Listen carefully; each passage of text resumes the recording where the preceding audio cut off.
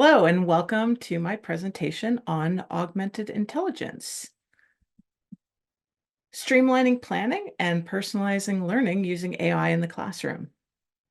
So my goal in this presentation is to reinforce that educators can leverage the capabilities of AI tools to increase their effectiveness, manage their time, and time and resources efficiently, and deliver more personalized learning and assessment opportunities to our students. I will be showcasing two AI tools that I've personally found very useful in my own classroom, Almanack and Sherpa.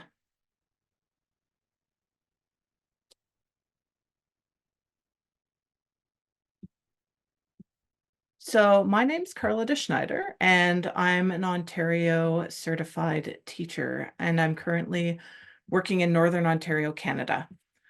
I've been an elementary educator for over 20 years. The bulk of my teaching experience is in grades 5 to 8, but I've also taught kindergarten to grade 4. So I'm currently teaching grades 7 and 8, as well as computer skills to our high support students in a small grade 7 to 12 school. We have under 300 students. So like many elementary educators in small schools, I am #blessed to be teaching all subject areas, multiple grades, usually as split grades, triple grades. I've even taught a quad. As such, I've found AI to be invaluable to help me manage my workload, deliver high quality learning experiences for my students, and attempt to maintain a good work-life balance. The work-life balance is a work in progress. I'm also an education consultant and the founder of Kaleidoscape Education Consultancy. I specialize in AI education technology and development, curriculum development for children and adult learners.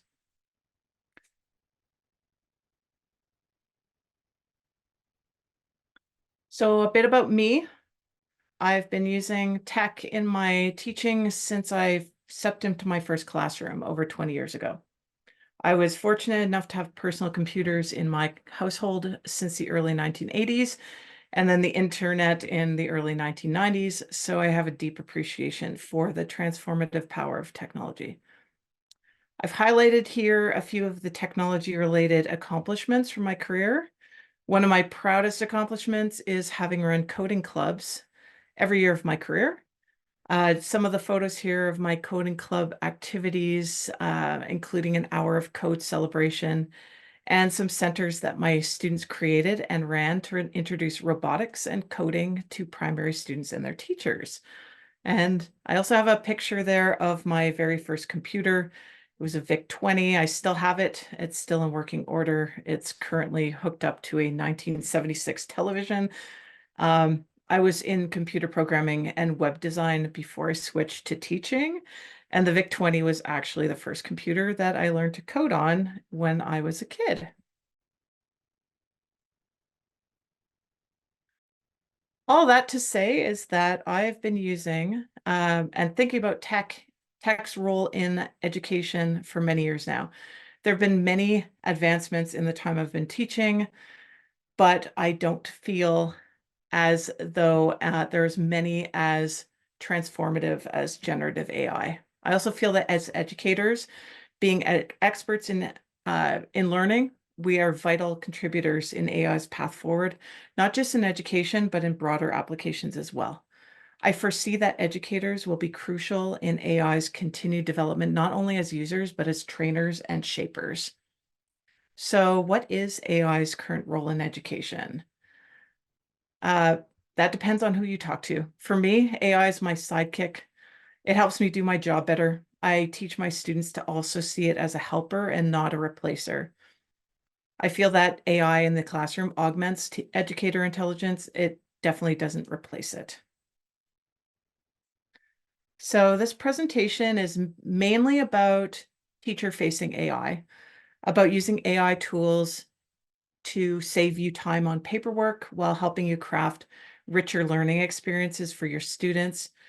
But there is a question that is on many people's minds when there are so many news stories all the time about jobs being lost to AI. Will the tools that I use today to help me do my job more efficiently and effectively replace me tomorrow?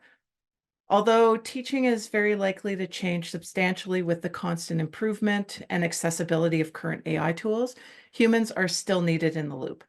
Educators with their experience and knowledge about learning and child development are in a prime position to do their jobs more effectively, hopefully with better work-life balance by using these tools to augment our intelligence and our skills. So I'd like to begin with a question to just think about, which is, if money and time were no object, what would your ideal teaching experience look like?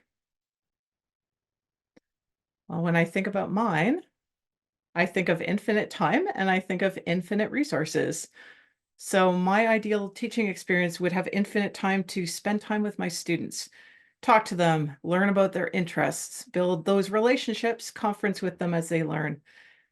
In my ideal classroom, I would have time to assess my students promptly and frequently so I could tailor my lessons and activities to them.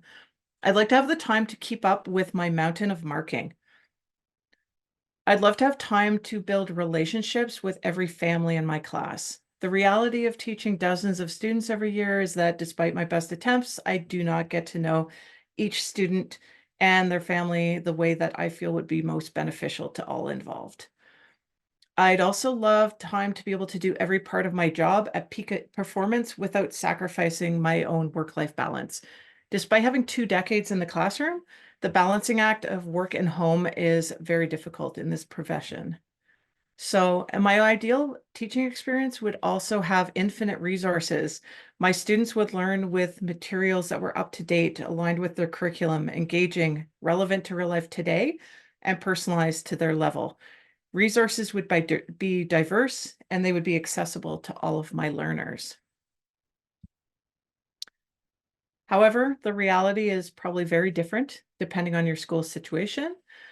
When I look at my situation, I see the notes in my day plan. I try and conference with my students if I have time. I'm organizing my preparation time each week to try and fit in my planning, my assessment, my home communication, my meetings, my paperwork.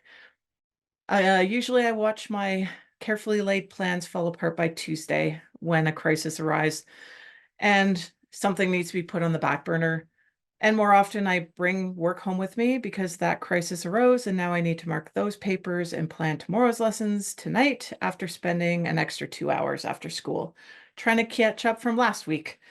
So I plan my lessons with resources that are often not aligned to the newest curriculum. In Ontario, we've been getting a lot of new curriculum lately, so my older resources don't always cut it. So I'm spending time finding other resources, adapting older ones to ensure that my new standards are met. And then I have to make sure that those resources are accessible and engaging to my students.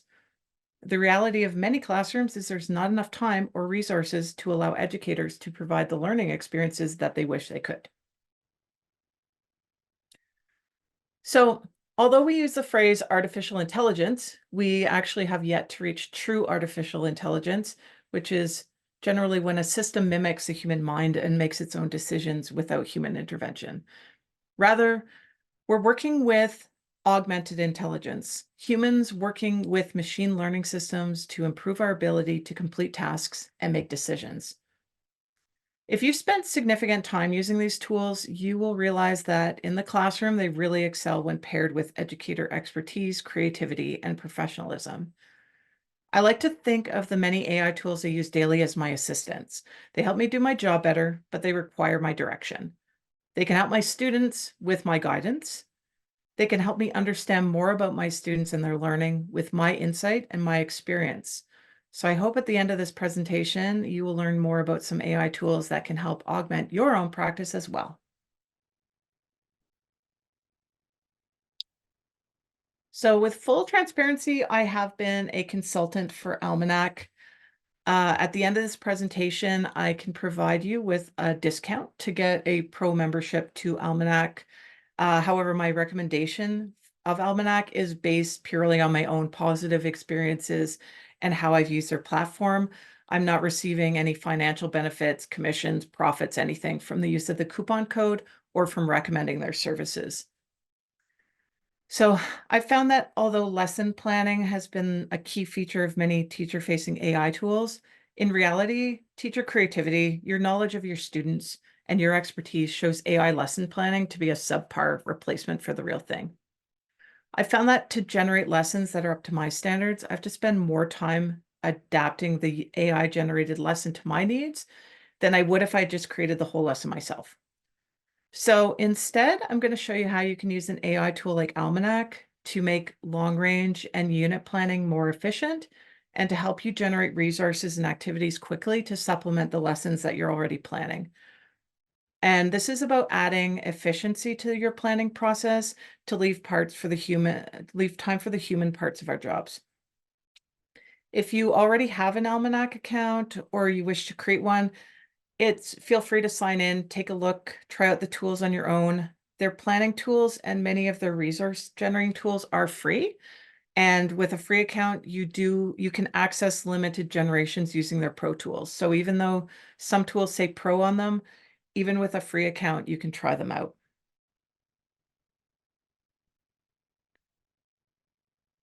So the feature that drew me into using and eventually consulting for Almanac was their export options, especially to Google Apps and Microsoft Office. I've found that many AI tools output plain text, and even if that output is useful, I still need to format it into something that's more organized and visually appealing. Sometimes it has to go into templates. And so with Almanac, I wasn't producing those walls of text that I needed to cut and paste into the format I wanted. It just produced documents that I spent a fraction of the time adjusting the visual appearance if I needed to. So this is a screenshot here of what Almanac produced for me with its long-range planning tool, and then how I adjusted that table and the columns to work for me. I also removed some columns, and then some of those columns went into my unit plans later on. And I adjusted the names of the units. So this year I actually used Almanac to produce my long-range plans in all the subjects I teach. It seems each year the demand for complexity and in my administrative paperwork, like planning, becomes more complex, more time-consuming. I was able to generate incredibly detailed and curriculum-aligned year-long plans using Almanac. The time-consuming part of the job, the standards alignment, and the other elements that don't require my creativity or my expertise were handled by the AI. What was left for me was visual adjustments, renaming my units, removing any columns that I didn't require. So we're going to go through the process for creating a yearly plan, and then we can actually plan right down to the lesson plan and its resources.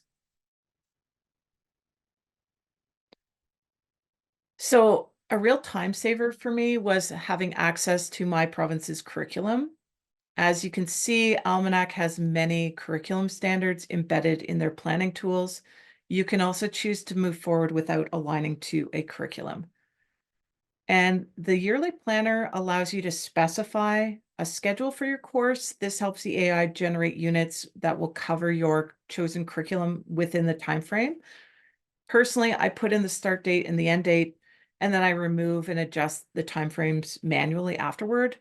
But this could be a useful customization for you depending on the course you're planning. I give the AI enough information to be able to continue and to create a new plan. And I also don't have the AI generate my units. I find that although the expectations are all covered in the units it plans, they're not really necessarily grouped in interesting ways. And I like to have themes for my units. So I tend to do that manually. So you'll notice in my screen grabs, I put the unit in manually and I named it by my theme. So I called it Establishing Routines and Getting to Know You, my first week of the school year. And however, I found that the AI doesn't easily connect a theme-based unit name to curriculum expectations. So I've not named that unit something that the AI can connect to the curriculum expectations. You can see in my screenshot there, it actually wasn't able to connect to the name of it.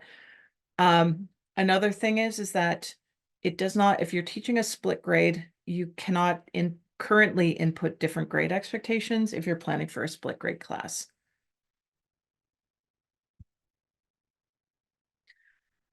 So here I adjusted my first unit's name to be more closely aligned with what my students would be demonstrating to make it easier for the AI to match the curriculum expectations. So if it doesn't pick accurately, you can always use the checklist feature to customize which curriculum expectations to match later on. Sometimes it will like overdo it and pick a lot of extras, and sometimes it misses a couple that you can fill in afterward.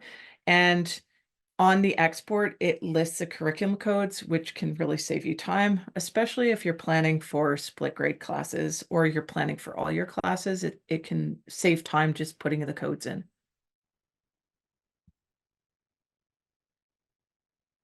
So Almanack's planning tool is very adaptable to different district and school board expectations too. For example, my school board wants us to put our culminating tasks on our long range plans for the year. So I can add that in as a heading to be generated on my plans. So then I can have the AI generate its own examples of culminating activities. I can add them manually or a combination of both. I like Almanac because you can really customize the output. So you can just add in whatever kinds of headings that you want in your units, and you can have the AI generate it, or it'll just put it in there as part of your table.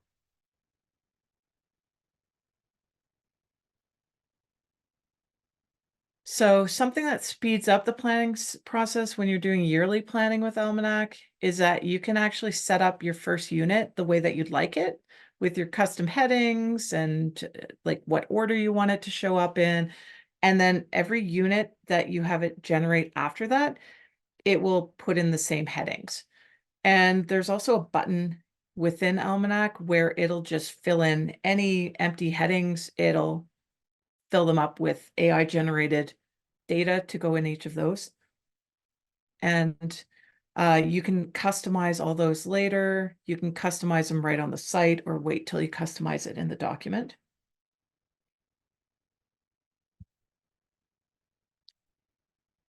Now, Almanac will also export your plan as a docx file or to Google Docs currently. Gives you a standard file type that you can edit and revise. This the screenshot shows my long range plan when I exported it, no editing. Unlike ChatGPT or a lot of other teacher-facing AIs, Almanac exports as a table, making it a little bit easier to modify and change. I really like that. With the yearly planner in Almanac, you can see beyond just a yearly planner. For example, it would be very good to use to generate an overview of your lessons in a unit plan just by changing your headings afterward. So it's got, even though it's called just a yearly plan, you can really customize it to generate longer range planning and other contexts. So like I said, I rarely create lesson plans with any AI tools, just because I've been teaching for 20 years, but I have actually been using Almanac to help me digitize my lessons. Um, so because I want to organize them and standardize them. Since we have a lot of new curriculum as well, being able to match up the new curriculum expectations to lesson plans I've already made is really handy. So Almanac has many different lesson plan formats already embedded in it, but you can also create your own.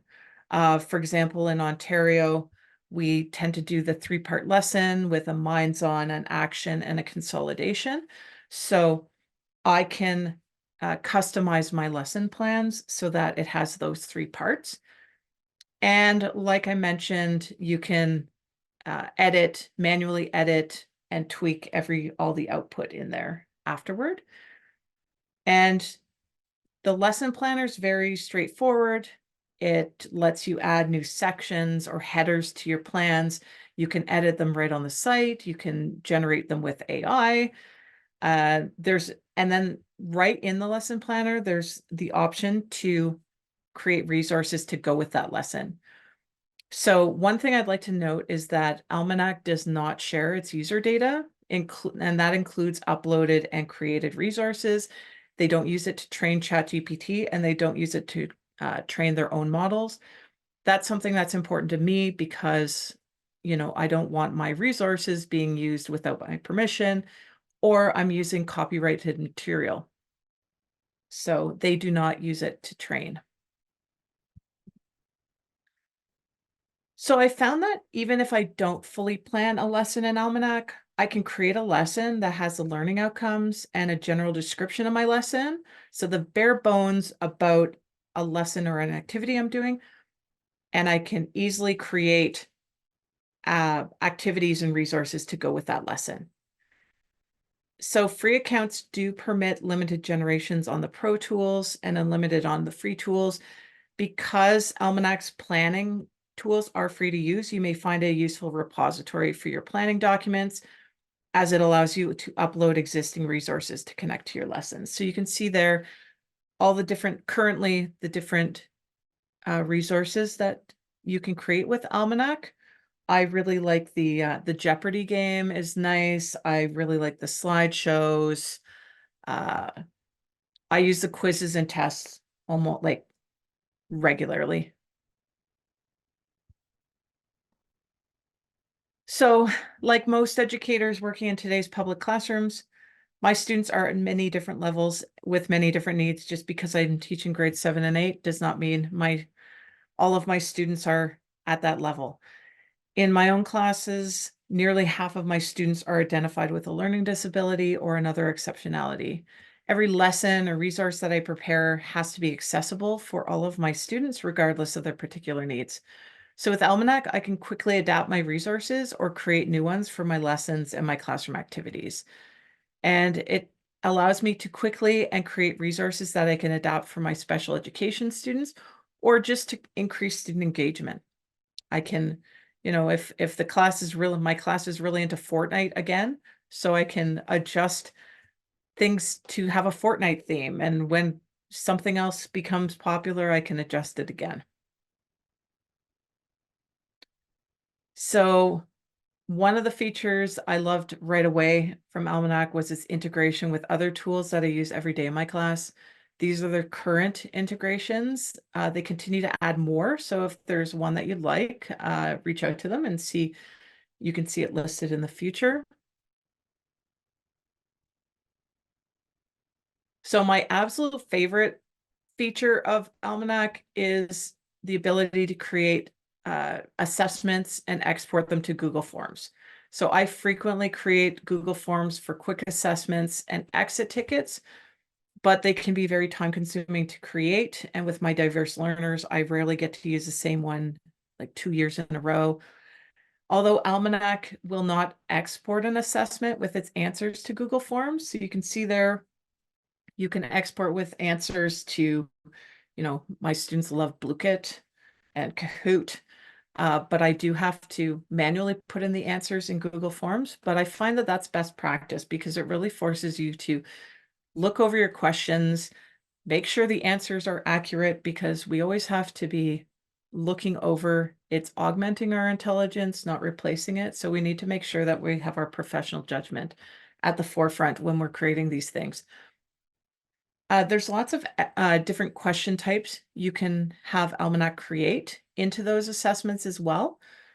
And when you add a type of question, it asks you how many of each. And I always request that the AI produce far more of a question type than I plan on using. So if I want 5 multiple choice, I'll probably ask it for like 10 or 15, just to improve my chances of generating suitable questions.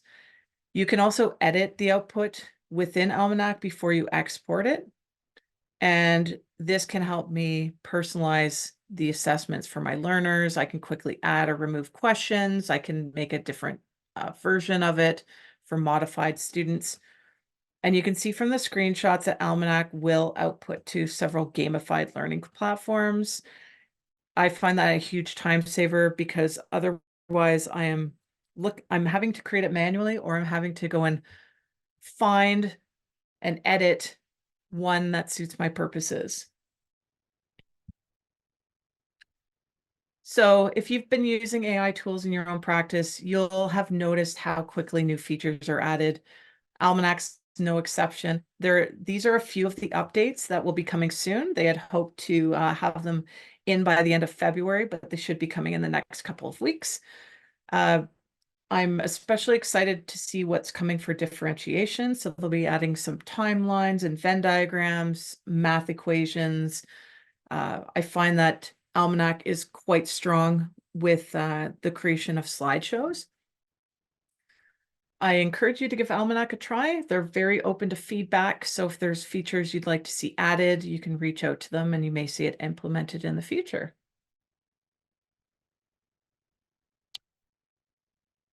So if you recall back to the beginning of this presentation, when I asked you to imagine what your ideal classroom was, if time and money were no barrier. So I found that Almanack helped me reclaim some of my work-life balance by helping me save time on my planning. It also helps me create and adapt my learning resources to the needs of my students. My classroom is one-to-one iPads, and I have many students who require text-to-speech and oral assessment opportunities on their individual education plans. So Almanack helps me create engaging resources that address my current curriculum, and I can personalize them to the needs of my students. And because they're all digital, they're easily read by my students' iPads. So that allows them to fully participate and feel included in our learning. Well, my favorite part of teaching has always been the time I get to spend with my students, getting to know them, seeing their learning breakthroughs. Unfortunately, when I'm teaching nearly 70 students a day, I don't always get to engage in those really meaningful conversations. So fortunately, I was lucky enough to meet two Stanford students who are working on an AI tool to help me conference with all of my students in the time it would take me to conference with one. So before I get into that, I'd like to just talk a little bit about the need for quality assessment data. So we know that quality assessment data comes from a variety of sources, and conversation can be an important part of that data. Unfortunately, when we have large class sizes and complex needs in our classrooms, teachers do not necessarily get to spend as much time talking with their students about their learning and their understanding. And many of my students have opportunities for oral assessment as part of their IEPs, but getting the time and the opportunity to orally assess those students becomes more difficult as the size and the needs in my classroom increase. So as educators, you understand the value of oral assessment data, especially those opportunities to conference with students about their learning. Conversations are really valuable because they're versatile, they're applicable across many different subject areas. All of our students, not only those with special education needs, deserve access to alternative means of expressing their learning and understanding, and conversation can be one of those means. Student-teacher conferences can support our learners in developing their oral communication skills. This is particularly important for students who are on the autism spectrum or have expressive language learning disabilities. And finally, with the rise in students using AI to cheat on assignments, conversation helps us ensure academic integrity. So the AI tool Sherpa is being developed to assist educators in evaluating student learning and understanding using oral conversation with artificial intelligence. And the premise behind its development is the idea that oral conversation can demonstrate understanding. This is a tool in progress. The two students working on it are currently still in school, and so it's a work in progress, but I'm very impressed with how it works so far, and I'm excited to see where it goes in the future. So my preferred method of assessment in my classroom has always been conversation. That could include listening to students problem solving together in math. It could be having a conference with a student after they've read a text or they're telling me about something they wrote. The interaction allows me to prompt them if I need to, get them to elaborate on a point, to clarify points and more. Unfortunately, I don't have time to conference with every student about every task. As well, I have students who suffer from anxiety when they're placed in more formal conference situations, and they feel more comfortable if they have the written word as a shield. So I've found that using Sherpa allows my students to engage in conversations about their learning that are responsive and interactive, much like when they're talking to me. And my anxious students love the opportunity to have their conference in a way that alleviates some of their stress. When I give an assignment that my students are using Sherpa for, they all scurry off into different corners and hideaways with their iPads and have their little conversations and come back when they're done. And a few of them prefer to talk to me still rather than the AI, but having many students using Sherpa gives me more time for those students. So Sherpa uses the depth of knowledge framework to ask different types of questions about the reading or the writing submission. Students engage in an oral conversation with Sherpa to discuss their understanding of the material. That could be answering questions about a text that they read or demonstrating their understanding of the topic that they wrote about. Sherpa adapts its follow-up questions to the student responses, and it flags student responses that don't demonstrate adequate understanding of the material. As an educator creating the assignment, you can shape the conversation to ask about specific information or topics, or you can actually let the AI decide the flow of questions. So I've used Sherpa with several different types of assignments, and I've been very impressed with the results. I've had students answer comprehension questions about articles and stories they've read, nonfiction and fiction, in a variety of subject areas. Recently, I've also had them upload their mystery stories and engaged in a reflection about their writing and their understanding of the features of mystery fiction.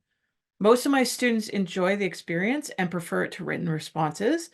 Depending on their comfort level, some students prefer to have conferences one-on-one with me, but with Sherpa, I can be having multiple conferences going at once. So before we look at student output data, I have a short video here by Shara, one of the founders of Sherpa, giving a demo of Sherpa and how to set up your first assignment and how the tool works. Hi there, my name is Shora and I am the co-founder of Sherpa. Sherpa is a tool that enables you as a teacher to have an oral conversation with each and every single student in your class using AI. Whether it's through a reading response or through an essay your students have written, Sherpa asks personalized and probing questions in real time to test your students' true understanding. In an age of AI where students are using ChatGPT to produce large bodies of text, it is very, very hard to tell what your students truly know. And Sherpa helps you do that in a personalized way through a conversation. So let's see exactly how this tool works. I'm first going to go to the website, sherpalabs.co, and I'm going to log in to my account. Next, as a teacher, you can create a conversation in two ways. You can either choose a reading for students to have a conversation about, whether that's a chapter of a science textbook or a chapter from a literature book, or you can chat about students' work, where students can upload their own essays and have a conversation about it.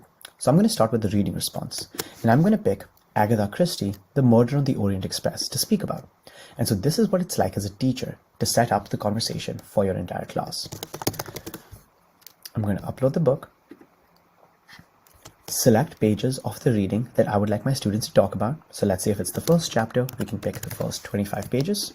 Select the subject, the grade level, give students an option to turn their camera on or off, and hold feedback for my review.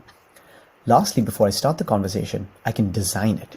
And so as a teacher, I can either inject particular concepts I want my students to think about in the conversation, where Sherpa will ask those questions, or, and this is my favorite part, Sherpa can completely adapt its questions to the style and level of knowledge of the student. And so let's see how Sherpa personalizes itself for each and every single response. I'm going to create the assignment, and then I can copy the link and share it to my class if I want. And before that, I can actually choose to preview the assignment. So over here, you can see you could copy the link. But let's take a look at what it's like for a student to have a Sherpa conversation. So I'm going to switch my video on and begin talking about this reading about Agatha Christie on the Murder of the Orient Express. And so now Sherpa opens a video interface where it begins to start asking questions on the right-hand side. and shows my face on the left hand side. So first it says, I'm glad you could join me today. I found it interesting how people from all walks of life came together on the murder of the Orient Express. What is your take on the different characters that Hercule Poirot observes? So I can say, yeah, I think the different characters in Hercule Poirot observes are very fascinating, and they seem to be dressed differently, they have different accents, they talk differently, so there's a lot of diversity on this train. And now I can stop talking, and now Sherpa will analyze my response, look at the reading, and begin to ask follow-up questions that align with exactly what I read. So then it picks up a specific thing from the book and says, now can you tell me why the conversation between M. Poirot and Lieutenant Dupso at the start might be important? And so now, let's say I give a bad answer. Let's say I actually haven't done my reading. Yeah, I'm not really sure I recall. Like, I think they spoke about something about murder, maybe. So now Sherpa can adapt itself to the level of knowledge I'm demonstrating in this conversation and detect what I know and what I don't know. And say, oh, it's okay if you're not clear on that part. Maybe there's a bit of confusion. And then Sherpa zooms out and begins to ask a broader question because it understands that the student really hasn't understood the depth of this conversation so far. Can you tell me anything about Hercule Poirot's character? What kind of a person does he seem to be? So this is what it's like as a student to go through this conversation and have a 10-minute back and forth with Sherpa. Now let's see what it's like to evaluate this conversation. As a teacher, you'll get a bunch of submissions once students have had conversations about their Sherpa assignment. And you can pull each student's conversation up to see a wide analysis. Sherpa highlights the improvements each student should make in that conversation, pinpointing exactly where the student hasn't understood something. So for example, in question 5, I said, good night, thank you, this is super interesting. And Sherpa points out that the student did not address the question asked. Or in some cases, the student might miss crucial elements of the reading, including specific actions. And so now as a teacher, you can see your entire class's conversation, see exactly what the class knows and what they don't know, and change the energy with which you allocate and pay attention to particular people. And finally, you can share feedback directly with the student for them to learn about it themselves. So that's a little bit about Sherpa, a tool that helps you create oral assessments for readings and essays. Thank you.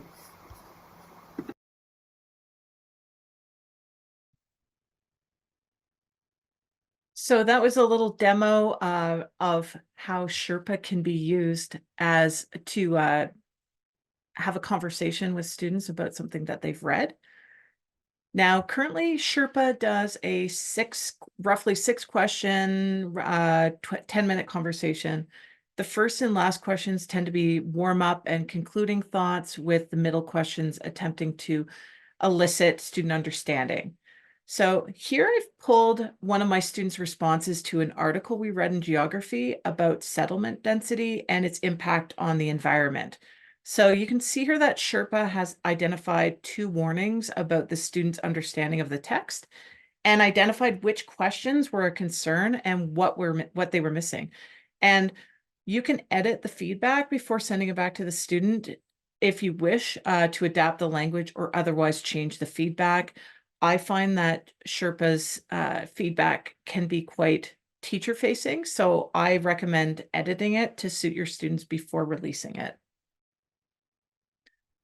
So when I actually pull up question 2, I can see the question that Sherpa asked, as well as the transcript of the student's response. So if the student had their video on, you can review the video. I haven't actually gotten the audio to work on it yet. I'm going to have to see if it's problems on my end, but it should come up with a recording of the audio as well. When you're creating an assignment, you can have the students turn on their cameras or not, or you can give them the choice. As my students are completing these conversations while in my classroom, I don't feel the need for them to have to turn on their cameras. However, if I were teaching online, or if this was a conversation that was done at home or remotely, I may wish to have them turn on their cameras, because you want to ensure that the student responding is actually the student you're assessing. And Sherpa asks here about the differences between low and high density settlements and their impact on the environment. And when I looked at the students' response, I noticed that they've not really brought up the pollution, but has focused more on the interactions with animals in high density settlements. They've also not mentioned the environmental impacts of low density settlements that were mentioned in the text. So after it shows you the transcript, you can actually see a section about the AI's response. So this is Sherpa's rationale behind flagging the student's response and its confidence level. And you can see this on all the questions, not just the flagged ones. So in this case, Sherpa and I were kind of on the same page, which is that the student focused on the coexistence of humans and animals, but didn't really mention the environmental impacts. And then it states briefly how the student can improve their response. When I'm sending the students' feedback back to them, I usually use a suggested improvement in their feedback, but I put in more student-friendly language. I have found that when I have Sherpa automatically give the student the feedback, the student doesn't really like understand it as well. So I like to go through it first and tweak it so that I know that my students are getting, they're going to understand it and be able to act on it. And then finally, Sherpa outlines what it sees as an ideal response to the question. In this case, it was expecting to hear about specific environmental impacts of low and high density settlements that were mentioned in the article. I really like this feature because that can give the student a model for their own responses. And again, a quick adjustment to that model could be included in the feedback back to the student. Something that I really like about Sherpa is that if you're using it frequently with your students and you are supporting them in applying the feedback that it gives, your students are gaining valuable oral communication skills. They're learning to respond to questions clearly, they're supporting their responses, and they're paying attention to the question that they were asked. Also, I found that the conversations with Sherpa are very quick and observant. Sherpa doesn't have to keep an eye on 30 students while trying to engage in a meaningful conversation with one. My attention is always divided while Sherpa's is not. There are times when it doesn't understand or hear a student correctly, but I found that once students practice using it a few times, they learn to speak clearly so it can be understood. I see a question. They do have a privacy policy, and I can't remember it specifically. Um, it's currently free, and the privacy policy was approved by my school board. Um, I do always have concerns about student uh, recordings, like videos, so I usually have mine off. That is something that you're going to have to, like, the privacy policy is there, so checking it over with your district or your school board ahead of approving it. I had to get it whitelisted and I had to go through an approval process with my school board. Hope that answers your question. So Shara showed how to set up a reading assignment. This is setting up a writing assignment. So it's very straightforward as well. You first start with the assignment setup. The more specific you are with the task prompt, the more the AI has to work with. And the grade level helps the AI adjust its language to the student's level. However, if students are finding that the language used in the questions is too difficult, the AI will adjust based on the student responses. And I found it best that I trained my students ahead of time how to let the AI know that they didn't understand the question to rephrase it. It's funny because our students tend to be more comfortable with tech than their teachers often. Um, but the idea of actually talking to an AI kind of weirds them out. So it's like, no, just tell it you didn't understand the question. And, so a little bit of training ahead of time can really help in that. But it will adjust its language and rephrase questions if asked. And the last options on the screen allow you to shape your students' experience of the conversation. Like I said, you can adjust if they have cameras on or off. The wait time encourages students to take some time to think before they answer. Depending on your context, you may want that to be shorter or longer. It is obviously possible that if you go up to, I think it's a 2-minute wait time, that a student could presumably use another AI tool to help them cheat the answers. So you may want to do a shorter wait time. It doesn't start automatically recording at that wait time. It's just a minimum before they can start. So here it has no wait time, but if you have a 2-minute wait time, it forces the student to wait 2 minutes before they can start recording their answers. So finally, there is a minimum word count for responses. I used to try, a longer word count. However, I found that my students were getting frustrated because the AI tells them their responses are too short. So I adjusted to the minimum, which is 5 words. And what I was finding is that Sherpa might have missed a few words, or that the student didn't really realize that their answer was too short. So then Sherpa asks them to try it again because their response was too short. And then the data that I receive is whichever answer to the question was the appropriate length, not a record of all of their tries. So being educators, I'm sure that you have no idea what it's like to answer a question and only have to repeat the answer several times. My students were getting frustrated at repeating themselves, which I thought was a great lesson for them and how I feel. But I wasn't necessarily getting the best quality data from the conversations. So I've adjusted it to being the minimum word count, and maybe start with the minimum word count and see how it goes. If you eliminate that possible frustration involved in repeating responses, you may get better data from the conversation. And you'll be able to see from the transcripts which students used appropriate levels of detail in their responses and who didn't.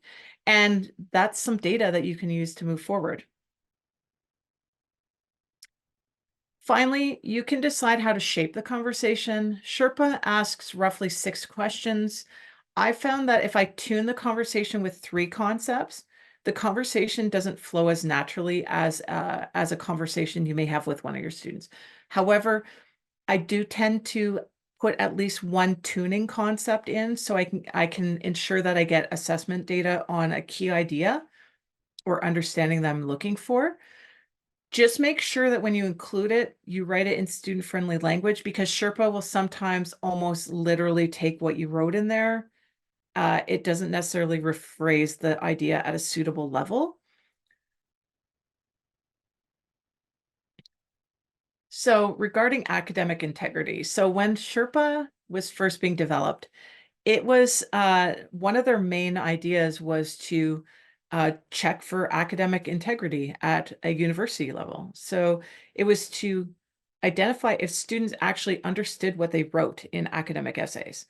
And the idea was that if you were academically honest and you wrote the paper that you handed in, you should be able to demonstrate understanding of your paper and the topic it was about through conversation.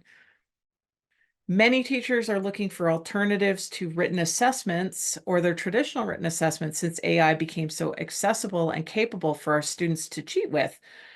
My opinion is that written assessments, the longer written assessments especially, they're still important. The standard 5-paragraph essay can still be a good method of discussing and elaborating on a topic in an organized structure for many students. There are other written forms that can demonstrate understanding equally well. However, currently written assessments can be easily replicated with AI, so educators must be able to check for understanding beyond the paper that the student handed in. And if you have lots of students and you've not gotten the opportunity to get to know their writing styles, or you are not as familiar with AI generated text, and it gets better all the time, it can be difficult for you to identify if a student has produced the content using AI.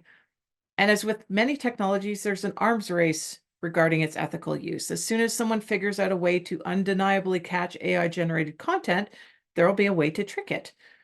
So currently, AI generated text is not accurately or consistently detectable, and it can be difficult or impossible to prove that that student cheated.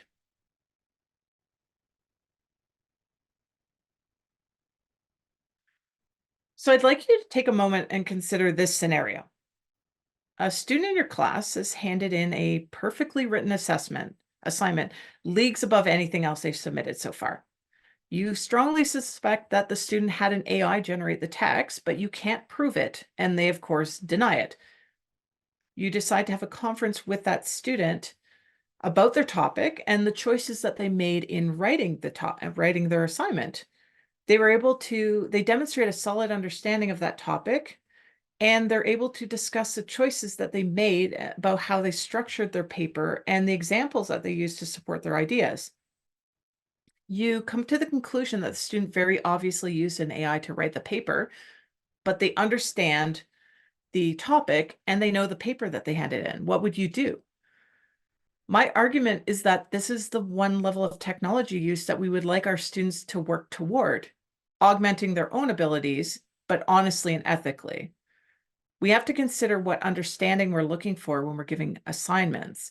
A student who used AI to craft a written assignment about a topic they understand, and they very carefully directed the AI's generation, is very different from a student who just copied and pasted the assignment prompt into ChatGPT. My personal feelings are that we need to work with our students on using AI ethically and effectively to augment their own abilities. Banning systems, switching to handwritten essays that are done in front of the teacher, they're not sustainable and they're not equitable for those students who rely upon technology to demonstrate their understanding. Large class sizes and limited time may not allow for frequent oral assessments.